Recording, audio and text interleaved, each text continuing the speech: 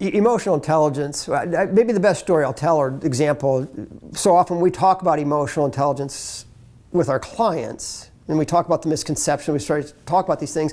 We ask the question, how many times has someone told you when you come to work, leave your emotions at the door? Set them at the door, don't bring them in. And I would say 90% of the people, or maybe it's probably a higher percent of people, when we ask that question, have you ever heard it or have you said it to somebody, probably 95% of people raise their hand. And the question becomes, can you leave those emotions at the door? And the answer to that is no. We cannot leave those at the door. So what that's really helped me do is I look at emotional intelligence and understanding the EQI 2.0 and that information is, it's become more and more part of my daily life.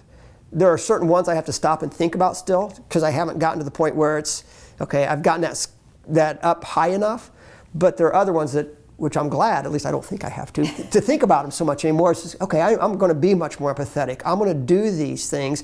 And that's the fun part for me because like, I can even see myself growing. And it's interesting, when we talk about emotional intelligence, people look at us and say, oh my gosh, how do you know all that? Well, there's something that we learn every day, every single day, and not just from a book, but as we look at coaching people in our class, they'll say something and I'm like, oh, well, I haven't thought about that. But there's so much in emotional intelligence to learn that can be so beneficial for people.